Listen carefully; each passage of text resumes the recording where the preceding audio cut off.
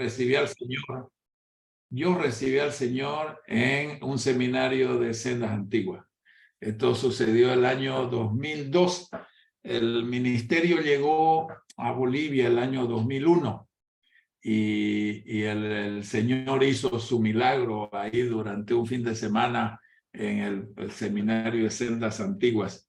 Y aquí estamos dirigiendo el ministerio años después, con una visión de reino y siempre respaldado por CRAI y por ustedes, ¿sí? Porque el hacer esta comunión es algo que nos fortalece en todo momento. Así que estamos muy contentos de participar y de dar lo que el Señor nos ha dado a nosotros. María Cristina está aquí en la oficina ahora, ya la van a ver por ahí, va a aparecer, está con nosotros. Bueno, para empezar, hemos comenzado un tema el mes pasado, ¿sí? El mes pasado, y se trata de por qué hay crisis en nuestros hijos varones, ¿no? Y rapidito, esto está basado en un libro que nos dio a conocer CRAI en una de sus venidas acá a Bolivia. Nos dio a conocer este libro, nos interesó muchísimo, se los comparto así rapidito para que lo vean, los que no estuvieron el mes pasado. Se llama The Boy Crisis. La pregunta es ¿por qué nuestros niños están luchando, están en una crisis y qué podemos hacer al respecto? ¿Ya? Este es un libro que fue escrito hace algunos años atrás, unos 4 o 5 años atrás, donde tiene muchas estadísticas y habla del por qué, inclusive antes de que ingresen ustedes, Raquelita estaba diciendo que tenemos que ir a Colombia nosotros antes de que inventen otra pandemia, ¿no ves? Porque hay estos inventos y estas cosas. Y bueno, resulta que hay ciertos diagnósticos con respecto a los niños que se han ido proliferando. Y uno de ellos es el síndrome de déficit de atención con hiperactividad. Y en este libro habla de que una de las causas en realidad es una falta de paternidad, ¿no? Una falta de disciplina, orden, de asumir la responsabilidad los padres con respecto a nuestros hijos. Entonces, muchas veces dejamos que nuestros hijos hagan, que nuestros hijos simplemente actúen, que no queremos ponerle límites, no queremos ponerle las normas, no queremos hacer algo que hemos aprendido en Family Foundation y son 3 pilares en la educación, ¿no es verdad? 3 pilares. El uno es el mandamiento del papá, el segundo, la enseñanza de la mamá, y el tercero, las consecuencias. Eso fue una de las primeras cosas que yo aprendí con Craig Hill en Fundamentos para la Familia, en un taller que él nos dio, y vuelvo a repetir estas cosas, están en Proverbios capítulo 6, del versículo 22 me parece. Y la primera es, guarda, hijo mío, el mandamiento de tu padre y no te olvides de la enseñanza de tu madre. Y la tercer pilar es aplicar consecuencias cuando nuestros hijos violan la norma que dimos en la casa, ¿sí? Entonces, cuando no aplicamos esas cosas, el niño comienza a hacer y hacer lo que le da la gana. ¿Por qué? Porque el ser humano es así. El ser humano solamente quiere hacer lo que le complace, no de lo que es responsable, ¿ok? Entonces, ahí se comienza ese tema que viene en estudios, que el déficit de atención con desorden hiperactivo, ¿no es verdad? Ese tipo de cosas, que los chicos no terminan las escuelas, que las calificaciones son bajas, que ahora las niñas tienen mejores calificaciones, y no es porque las niñas estudien más, sino porque los niños varones estudian menos, etcétera, etcétera. Entonces eso lo charlamos el mes pasado y vimos dónde estaban las crisis y por qué eran, ¿no es verdad? Y quedó algo pendiente, ¿sí? Porque yo también estudié algo basado en un libro que se lo voy a mostrar ahorita, lo voy a compartir con ustedes, que es de una pediatra americana. Ahorita les voy a dar el título. Aquí está. Ella se llama Nadine Burke Harris. Ella fue en el gobierno de California. Estuvo como cirujana general del estado de California. Nadine Burke Harris escribió un libro, se llama The Deepest Well, el pozo profundo, ¿sí? Y de ahí es donde está esta enseñanza. Ella también está en un TED Talk. Fue la primera vez que la vi y me interesó y por eso comencé a investigar estas cosas porque nosotros trabajamos con familias, ¿sí? Y hemos aprendido en Family Foundation de que el ser es espíritu, alma y cuerpo. Por lo tanto, si queremos restaurar familias, debemos tratar espíritu, alma y cuerpo. Hay cosas que son espirituales y debemos tratarlas espiritualmente, dice el apóstol Pablo. Hay cosas y ahí tiene que ver nuestra alma y nuestro cuerpo, ¿ok? Entonces, ahí hay un estudio muy grande, uno de los estudios más grandes sobre salud pública, hecho por el CDC americano, el Centro de Control de Enfermedades de Estados Unidos, sobre el tema de ciertas enfermedades físicas. ¿De dónde provenían? ¿Ok? Entonces, ese tipo de enfermedades físicas y emocionales tienen también otro origen. Primero, la falta de paternidad que hemos visto el mes pasado, pero también hay otro tipo la falta de paternidad aparentemente vendría como una ausencia de padres, ¿sí?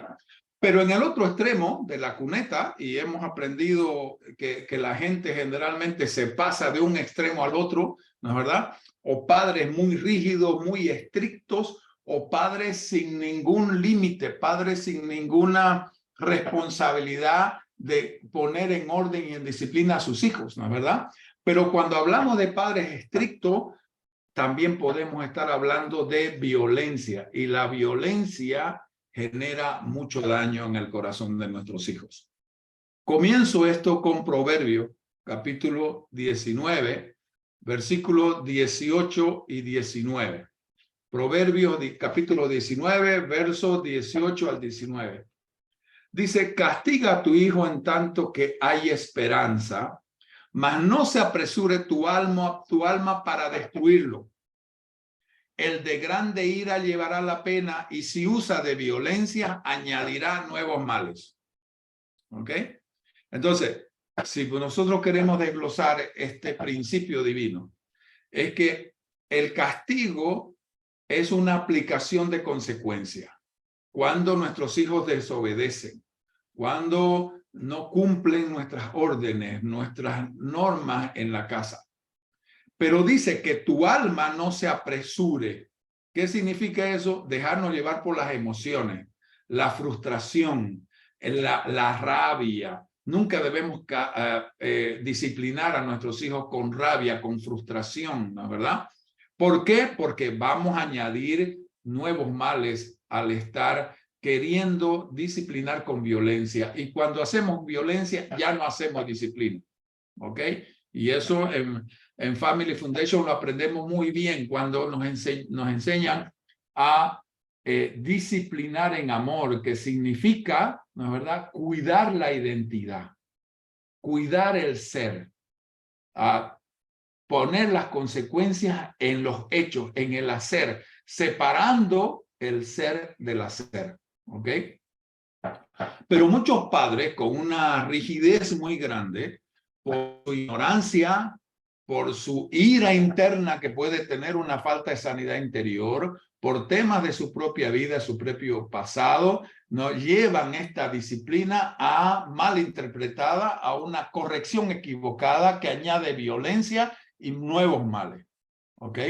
Entonces, esta violencia también es uno de los factores que inciden en la crisis de nuestros hijos, porque generalmente estrellamos esta frustración, esta ira contra nuestros hijos varones, porque los padres, estoy hablando de los papás, los padres, nos queremos reflejar en nuestros hijos y nos reflejamos en sus errores. Y cuando ellos cometen errores, nos vemos a nosotros mismos porque no hemos sanado nuestro corazón y comenzamos a descargar esa frustración convertida en ira hacia nuestros hijos, ¿ok?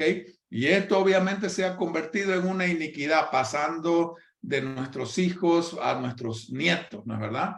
Y eso es lo que habla este estudio en Estados Unidos, de ese daño físico y emocional que tiene efectos en la vida adulta, de estos hijos que han sido objeto de malos tratos en la niñez, ¿ok? Entonces, ¿de dónde vienen esos niños que han sido criados en hogares de padres violentos o padres ausentes o padres divorciados o padres adictos a alguna cosa, al alcohol o a las drogas o inclusive al cigarro, la marihuana? Y aquí quiero entrar en algo que siempre el enemigo nos trae cosas nuevas, ¿verdad? Trampas nuevas, acechanzas nuevas. Y quiero hablar sobre el tema de la adicción a las drogas. Y especialmente porque en mi país, y por lo que sé, por la información que tengo en Colombia y en Perú, no sé en los otros países de Latinoamérica, pero el tema de la cocaína es algo que incide en nuestra sociedad y en nuestra juventud. Yo sé ahora, porque veo que hay gente de Chile aquí que también ha entrado. Yo estuve en Santiago el año pasado, fui a dar unas conferencias en Temuco y me quedé en Chile, en Santiago, con mi esposa, con María Cristina, que siempre fue una hermosa ciudad que admiramos, y nos encontramos el año pasado con una ciudad en el desastre, ¿no es verdad? Desgraciadamente en Chile, ya caminábamos con temor en Santiago, lo cual nunca había ocurrido en años anteriores, pero y todo comencé a ver paseando a pie por avenidas principales el tema del consumo de drogas y especialmente cocaína. La cocaína es una droga altamente adictiva, ¿no? Inclusive desde el principio, no es que viene la adicción por el consumo continuo, sino desde el principio. Y eso lleva a una pérdida del control de su propio uso y comienzan a usar las personas en exceso. Tienen ansias muy fuertes de consumir con más frecuencia la cocaína. Entonces, ¿y qué es lo que trae ese consumo? O también cuando hay el tema del síntoma de abstinencia, trae letargo en la persona, trae debilidad muscular y trae irritabilidad, trae lentitud para comprender las cosas y trae depresión. ¿Y cómo se consume eso? Generalmente lo que conocemos y lo que se acepta, ¿sí? Es polvo. La cocaína se vende en polvo y se inhala a través de la nariz. Eso es lo que generalmente lo vemos en persona o hasta en las películas, ¿no es verdad? Pero el polvo también se puede derretir para ser inyectado a la vena, ¿no es verdad? Que va directamente al sistema sanguíneo. Otra forma es el crack, que es como una piedra que se fuma, ¿no es verdad? Es una forma de cocaína que se fuma. Y el crack es más barato porque es menos puro, según los entendidos. Y el crack incrementa no solo la rapidez y la intensidad del estímulo de la cocaína, sino también el riesgo de adicción. No sé si ustedes conocieron una cantante muy famosa, cantaba muy hermoso en Estados Unidos, Britney Houston. Ella murió por una sobredosis de crack.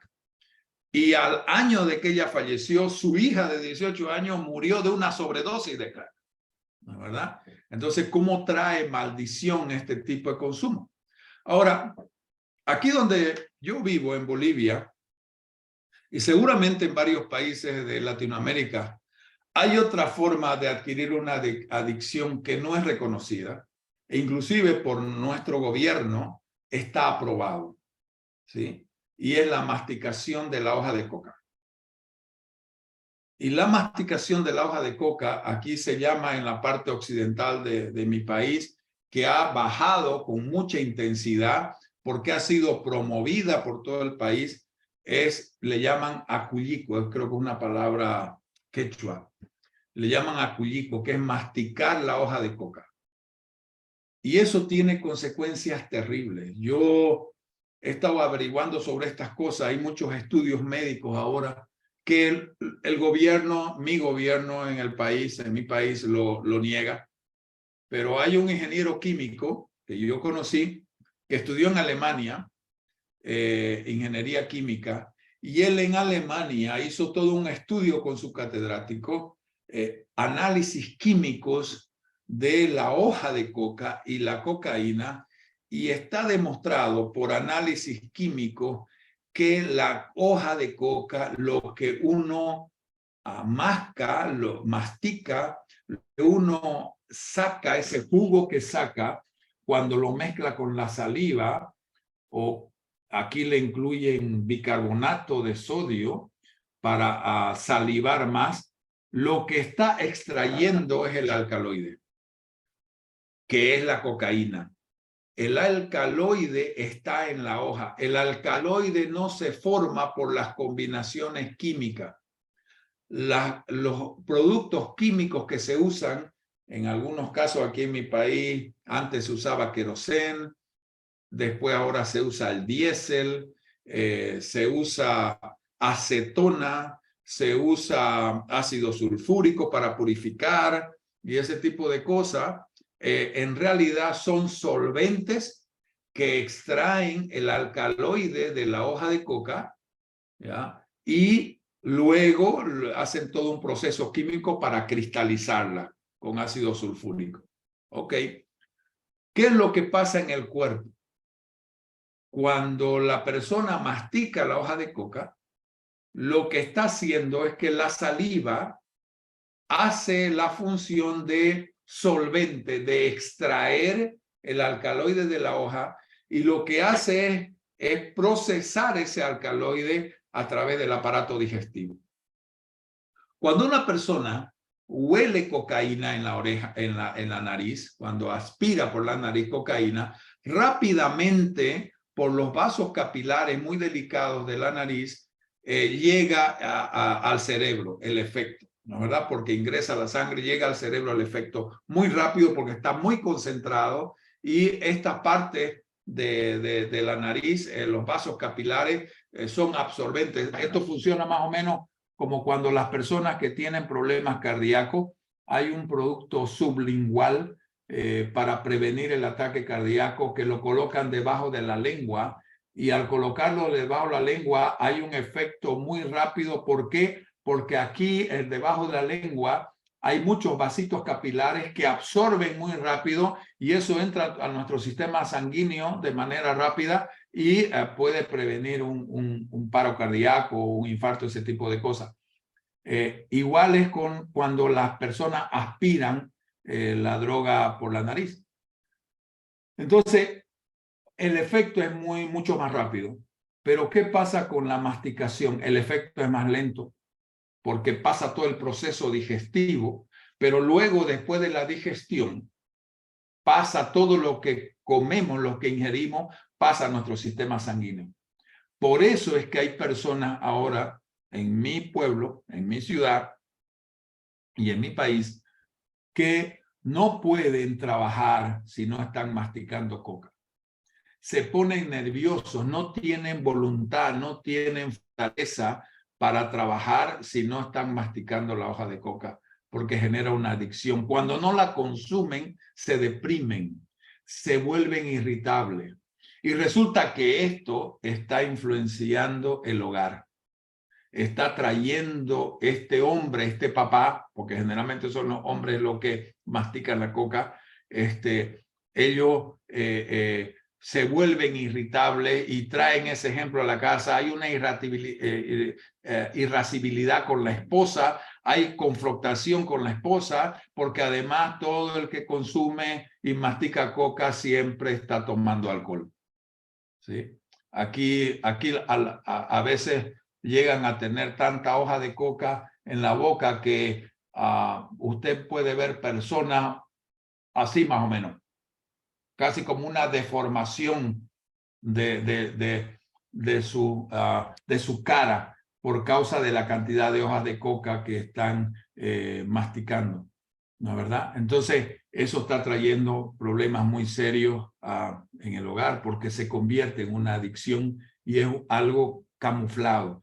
No es reconocido por el gobierno, no se persigue, se fomenta el consumo y el cultivo de la hoja de coca. ¿Ok? Entonces, ese tipo de cosas que a veces no lo vemos, porque siempre cuando vemos en adicciones, drogas, pensamos en heroína, cocaína, éxtasis y ese tipo de píldoras y ese tipo de cosas, pero hay otras que nos están afectando a la relación de familia. ¿Ok? Bueno, en este libro se llama en inglés ACEs, el estudio, ACE, del sudeste en inglés se llama Adverse Childhood Experience. En español vendría experiencias adversas en la infancia. ¿Ok? Experiencias adversas en la infancia. Ellos tomaron 10 temas que causan trauma y descubrieron y los estudiaron. Son muchos más los traumas, pero este estudio se enfocó en 10. ¿Cuáles son ellos? 5 están relacionados directamente con lo que le pasa al niño, ¿sí? Abuso físico, abuso verbal, abuso sexual, negligencia de los papás con respecto al cuerpo del niño y negligencia de los papás con respecto al niño en lo emocional. No los visten bien, no cuidan bien de su salud, no los alimentan bien, no los curan bien, no atienden sus necesidades emocionales de una manera correcta. Hay una negligencia de parte de los padres en lo físico, en lo emocional, y puede haber abuso físico, verbal o sexual. Son 5 cosas que son ocurrencias directamente en los niños. Hay otros 5 que están relacionados con el accionar o comportamiento de otros miembros de la familia. ¿Cuáles son de estos? Uno de los padres o persona cercana al niño tiene alcoholismo o drogadicción. Segundo, una madre, la madre que es víctima de violencia doméstica. Ese es otro trauma.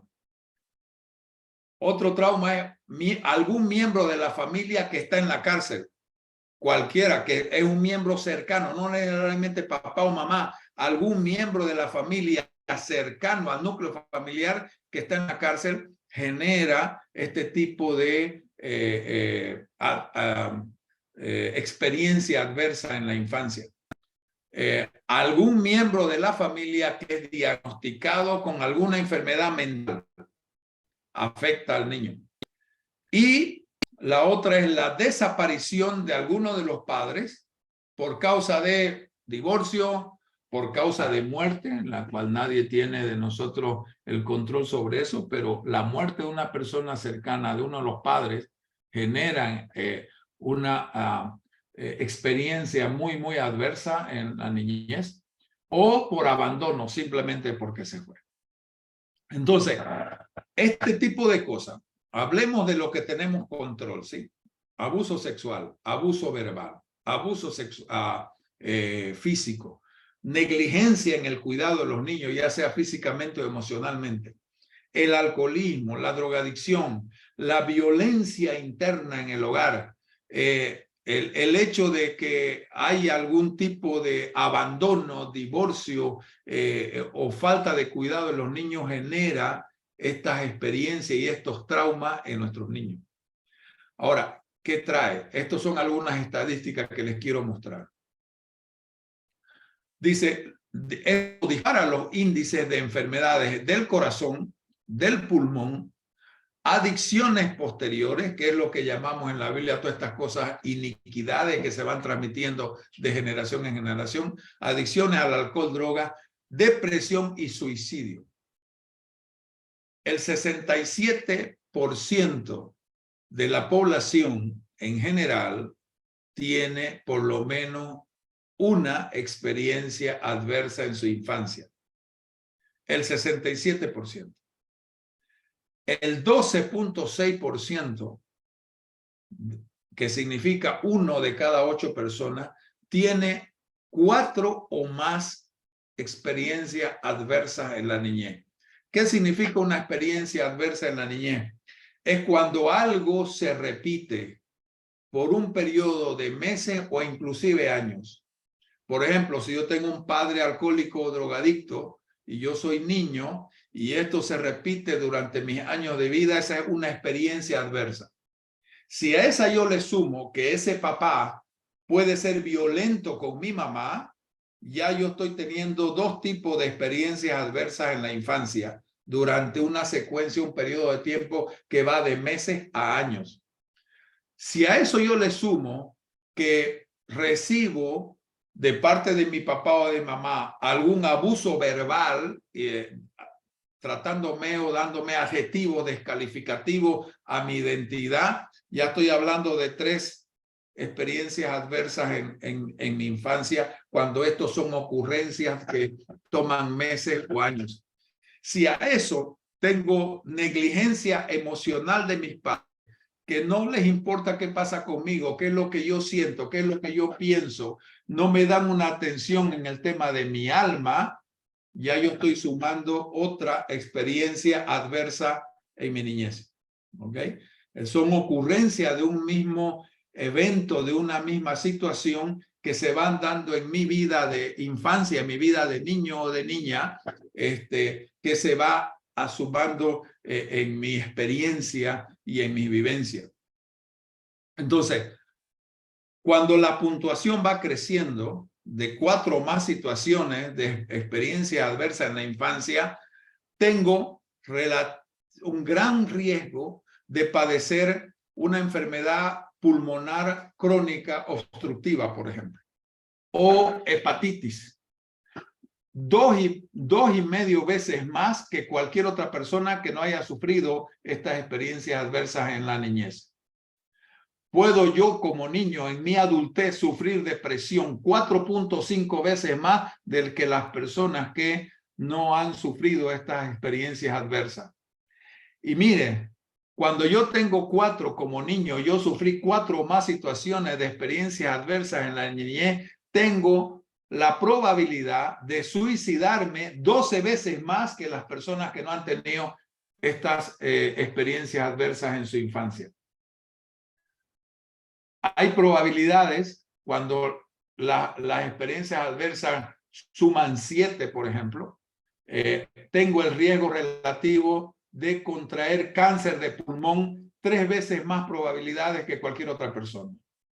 Isquemia cardíaca, que es una de las principales causas de muerte en Estados Unidos según este estudio, tiene 3,5 veces más riesgo cuando recibe 7 o más experiencias adversas en la niñez que cualquier otra persona.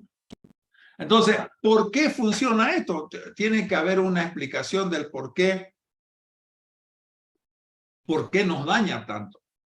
Y esto es lo que sucede en realidad con el cuerpo humano, de la forma en que Dios nos creó, que Dios nos creó perfectos para funcionar de una manera correcta en diferentes circunstancias de nuestra vida. Y uno de esos es nuestra fisiología, ¿no es verdad? Nuestra propia fisiología. ¿Cómo funciona nuestra fisiología? Te voy a mostrar un cuadrito, ¿sí? Nuestra fisiología funciona de esta manera. Cuando estoy en peligro, cuando estoy en un estrés, ¿ok? Cualquiera que este sea, mi cuerpo comienza a funcionar lo que se llama el eje hipotálamo, hipófisis y glándula suprarrenal. ¿Ok? Entonces es un sistema hormonal del cuerpo-cerebro, que responde al estrés y que gobierna nuestra respuesta de luchar por nuestra vida o huir por nuestra vida. ¿Ok? Entonces, cuando estamos en riesgo, cuando estamos en peligro, en estrés, el hipotálamo envía una señal a la glándula pituitaria y esta envía una señal a la glándula suprarrenal que ordena liberar hormonas del estrés. ¿Cuáles son estas hormonas? Adrenalina y cortisol. Son las 2 hormonas del estrés que drenan. Y nuestro corazón comienza a latir agitado. Y ok, esto es muy bueno cuando estamos en peligro, ¿sí? Esto es muy bueno cuando nosotros nos encontramos, por ejemplo, en situaciones como esta. Te voy a mostrar algo así. Si vos estás en el monte, allá cerca de la casa del pastor Craig Hill en Denver, en las montañas rocosas, y te topas ahí con ese oso más o menos, eso sucede, ¿ok? Si te sucede, si te encuentras con una de estas animales terribles en la vida, tu cuerpo comienza a reaccionar así para prepararte para huir o para luchar por tu vida, ¿ok?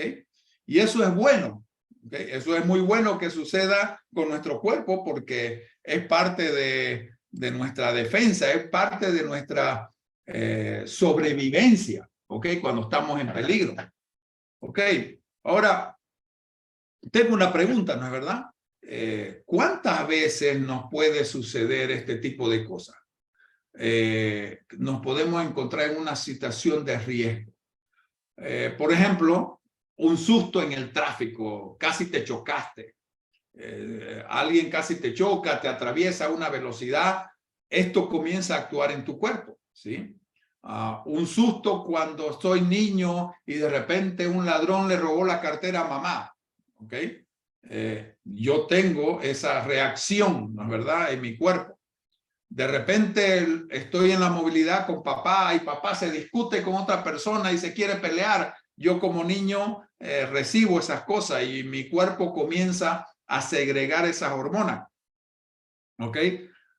De repente no hice mi tarea en niño y tengo un susto, un temor porque qué es lo que va a pasar, qué va a decir mi profesor, mi profesora, le va a contar a mamá, ¿no es verdad? Este tipo de cosas. Yo tengo ese tipo de segregación hormonal. O en la pubertad, por ejemplo, cuando me quiero acercar a una chica, ¿no es verdad? Y no tengo el coraje suficiente y comienzo a sudar las manos, mi cuerpo comienza a segregar ese tipo de cosas. O cuando la chica ve que el chico se está acercando a hablar con ella, ¿no es verdad? Entonces comienza a haber un tipo de adrenalina en el cuerpo. ¿Y qué es lo que pasa? ¿Por qué no nos hace daño? Porque nuestro cuerpo se encarga de eliminar. Nuestro cuerpo, una vez pasa el momento de riesgo, el momento de estrés, nuestro cuerpo lo segrega, lo elimina, mejor dicho, por nuestro propio metabolismo. ¿Ok? Ahora, ¿qué pasa si ese oso en realidad llega a mi casa todas las noches convertido en papá? ¿Qué pasa si ese oso llega a mi casa convertido a que en la noche no tengo la protección de papá, no tengo un abandono físico, un abandono emocional? ¿Qué pasa si todos los días que llega papá a la casa hay violencia física o violencia verbal? ¿Qué pasa si la esperanza de que papá llegue a la casa no llega y simplemente me siento abandonado? ¿Qué pasa si ese oso llega permanentemente a la casa con la vestimenta de mi padre o de mi madre? Cuando esto sucede en una familia, el sistema hormonal del niño, estoy hablando de un niño de 4 años, 5 años, 6 años, 8 años, 10 años, comienza a funcionar como si todos los días estuviera siendo atacado por el oso. Como si estuviera en una situación permanente de peligro. Ese eje del hipotálamo, la hipófisis y la suprarrenal comienza a generar permanentemente cortisol y adrenalina todo el tiempo, todos los años de mi vida, porque ese miedo muchas veces no se va ni cuando soy adulto. Y el cuerpo segrega estas sustancias en demasía y el cuerpo mismo no lo puede metabolizar, se convierte en un veneno para nosotros. Nos estamos envenenando desde que somos niños por nuestro propio cuerpo, por causa del temor, por causa de estas experiencias adversas que hemos tenido en la infancia y se vuelve como un veneno para nosotros. Y eso en la edad adulta genera todo este tipo de enfermedades que yo mencioné con anterioridad. Por eso es que el Señor nos enseñó de cómo disciplinar a nuestros hijos. La disciplina no significa un castigo físico necesariamente. Eso debe ser de una manera bien regulada, controlada, como una última opción. Primero tiene que venir un discipulado. Tiene que venir una enseñanza, tiene que venir una separación de ese ser del hacer. Lo que es mi hijo, lo cual su identidad que yo debo bendecir, de su comportamiento, cual debo corregir. Exhortar a nuestros hijos de una manera correcta. Debemos censurar a nuestros hijos de una manera correcta. Y eso es lo que nos habla la palabra de Dios en Hebreos capítulo 12. Y nos dice, habéis ya olvidado la exhortación que como a hijos se os dirige, diciendo, hijo mío, no menosprecies la disciplina del Señor, ni desmayes cuando eres reprendido por él. Hebreos capítulo 12, empezando del versículo 5. El versículo 6 dice, porque el Señor al que ama disciplina y azota a todo al que recibe por hijo. Ahora, cuando habla esta palabra disciplina, no significa violencia. La palabra disciplina, su raíz viene de la raíz de la palabra discipular. Entonces, para disciplinar a mi hijo, a mi hija, yo debo como papá, como mamá, hacer un discipulado previo, colocar el mandamiento, como empezamos diciendo, la norma en la casa. ¿Para qué sirve la norma? Debo enseñar, mamá debe enseñar, papá debe enseñar, ¿para qué sirve la norma, el límite, de qué te cuida, de qué te protege, por qué te hace bien la norma? Debo enseñarla. Muchas veces decimos la orden y el niño no sabe por qué lo tiene que cumplir. Debemos enseñarle el por qué. Entonces, eso es un discipulado cuando damos órdenes, mandamientos, límites a nuestros hijos. ¿Ok? Entonces, el versículo 7 dice, si soportáis la disciplina, Dios os trata como a hijos. Porque, ¿qué hijo es aquel a quien el padre no disciplina? Ahí viene el otro extremo, ¿no es verdad? Esos padres que no le dan atención ninguna a los hijos, que fue lo que hablamos el anterior mes. Esos padres que nunca le dan una atención emocional a sus hijos. Esos padres que no le importa qué es lo que pasa y dice, hay que dejarlo ser. A los niños no hay que dejarlos ser. Nosotros los padres somos responsables de la falta de sabiduría, de la falta de experiencia de vida que tienen nuestros hijos. Nosotros somos responsables de eso. Entonces, el versículo 8 dice, pero si se os deja sin disciplina, de la cual todos han sido participantes, entonces sois bastardos y no hijos. Los padres que no disciplinan a sus hijos de esta manera, a la manera de Dios, son hijos bastardos. Los bastardos no tienen padre. Simplemente nacieron por alguna relación sexual inapropiada, pecaminosa. Esos son los bastardos en la Biblia. ¿Ok? Entonces, el que no tiene papá que lo cuide es como si fuera un hijo bastardo. El versículo 9 dice, por otra parte, tuvimos a nuestros padres terrenales que nos disciplinaban y los venerábamos. Eso trae una disciplina correcta, trae un respeto y honra de los hijos hacia los padres y un agradecimiento por haberme criado como me criaste. ¿Ok? ¿Por qué no obedeceremos mucho mejor al Padre de los Espíritus y viviremos? Y el versículo 10 dice, y aquellos, ciertamente, hablando de nuestros padres terrenales, ciertamente por pocos días nos disciplinaban como a ellos les parecía, pero para lo que nos es provechoso, para que participemos de la santidad de Dios. Es verdad que ninguna disciplina al presente parece ser causa de gozo, sino de tristeza, pero después da fruto apacible de justicia a los que en ella han sido ejercitados. Este versículo, realmente a veces los padres actuamos de esta manera. Si lo disciplino a mi hijo, si le aplico consecuencias a mi hijo, va a estar triste.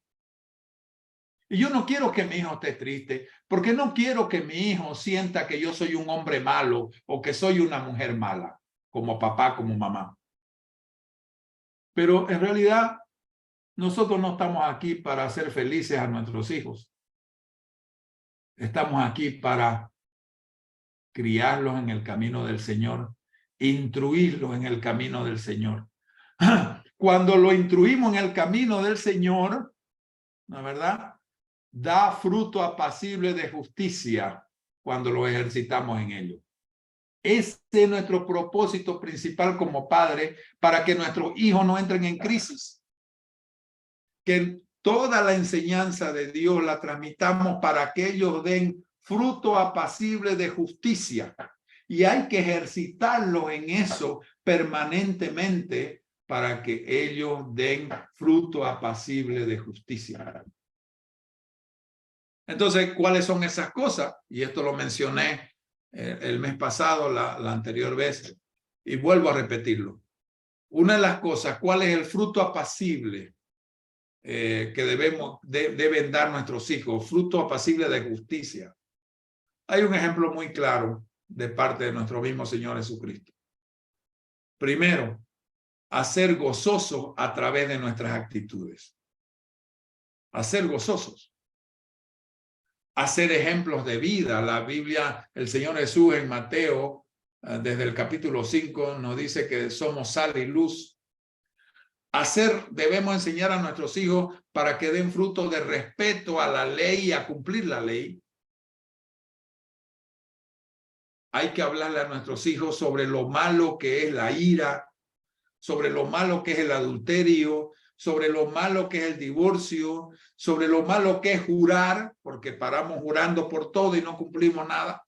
Y el Señor nos dice, no juren por nada, solamente que su sí sea sí y que su no sea no. Debemos enseñar a nuestros hijos a amar a su prójimo, aún a sus enemigos. Debemos enseñar a nuestros hijos a ser dadores, no avaros ni tacaños. Debemos enseñar a nuestros hijos a orar, ayunar y a entender lo que es la esfera espiritual. Enseñar a nuestros hijos sobre la finanza y a manejar las riquezas y que no el dinero los maneje a ellos. Debemos enseñar a no afanarse con los problemas, sino cómo salir de los problemas con la fe en Dios. Debemos enseñar a nuestros hijos como padres que nuestros hijos no sean juzgadores de las demás personas. Y eso debe empezar todo por nosotros, porque si nosotros comenzamos a juzgar y a criticar a la gente, nuestros hijos van a aprender a hacer eso. Debemos enseñar a nuestros hijos a cómo cuidarnos de falsos maestros y falsos profetas y cómo obedecer a Dios de una manera correcta. Debemos enseñar a nuestros hijos a cómo edificar verdaderos fundamentos de vida que están en su palabra y que están en Cristo Jesús. Debemos darnos el tiempo para enseñar esas cosas para que ellos den fruto apacible de justicia. Entonces, muchas veces gastamos nuestro tiempo en jugar PlayStation, en jugar otras cosas, o no les damos nada de tiempo, o miramos tele con ellos, cuando en realidad debemos tener ese tiempo de hablar con nuestros hijos de corazón a corazón. Si queremos sacar a nuestros hijos de la crisis, de su crisis de identidad, de su crisis de propósito, de su crisis de su identidad sexual, de su crisis para que no sean débiles en su carácter y no sean influenciados con todas estas cosas que ahora el mundo está dando y el nuevo orden mundial da sobre la identidad de género, sobre el aborto, sobre que no existe Dios, sobre el tener temor en la vida, sobre hacer lo que te digan los gobernantes sin meditar en la palabra. Si no queremos tener ese tipo de sociedad, debemos volver a las sendas antiguas de Dios, a enseñar y criar a nuestros hijos como Dios nos los ha mandado y está escrito en su palabra. Eso es lo que debemos hacer si no queremos tener hombres débiles, hombres que no pueden asumir su responsabilidad, de llevar adelante un hogar, de ser cabezas de su hogar. Los hombres que no pueden ser cabezas de su hogar es porque no han sido enseñados en esa justicia de Dios. No han sido disciplinados en la instrucción del Señor. Eso es lo que debemos volver a hacer. Entonces yo quisiera que este tiempo, tenemos unos 10 minutitos para orar en grupos pequeños. Y la primera cosa es que vos podás ver qué tipo de enfermedades tenés. Vos misma. ¿Qué tipo de enfermedades tenés? ¿Qué deficiencias tenés? Y comencés a evaluar si has tenido experiencias adversas en tu infancia. Experiencia, no un tema de una vez que por ahí tu padre se irritó, no, si eso fue continuo durante ciertos periodos de tiempo, meses o años, o si sufriste el alcoholismo, la drogadicción de alguien, tu padre, tu madre o alguien, si sufriste violencia física, violencia emocional durante periodos largos de tiempo, si tuviste a alguien a tu alrededor con problemas mentales o alguien en la cárcel. Estas cosas te las repito rápidamente para que puedas evaluar algo de tu vida y pedirle al Señor que te sane. Te las repito, algunas de las que están en este estudio, hay muchas más, ¿ok? Pero las que están en este estudio: abuso físico, abuso verbal, abuso sexual, negligencia física, que no te cuidaron tu cuerpo, tu salud, o negligencia emocional, que no te cuidaron tu corazón, que te hicieron sentir abandonado. O tuviste un papá o una mamá con alcoholismo o drogadicción. O tu mamá sufrió violencia doméstica. O un miembro cercano a tu familia en la cárcel.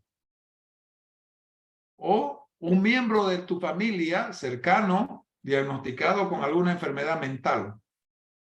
O te sentiste abandonado por el divorcio de tus padres, porque fuiste hijo o hija de una madre soltera y tu padre nunca apareció, o de repente porque tu papá o tu mamá falleció, no lo sabemos. Pero si has tenido alguna de esas cosas y tienes problemas físicos o problemas mentales o tienes algún tema emocional muy fuerte o depresión o tienes este tipo de cosas, colócaselo al Señor, por favor. Y que las personas que entren a tu grupo en unos minutos puedan orar contigo. Compártelo. Estamos en un lugar seguro, ¿sí? Entonces estamos en un lugar seguro. Tenemos ese pacto siempre entre nosotros de que todo lo que hablemos es entre nosotros y Dios. Entonces, te pido que lo veas con el Señor y puedas entregárselo a Él para tener una sanidad plena. ¿Ok? Amén. Entonces, Elías nos va a mandar a los grupos pequeños.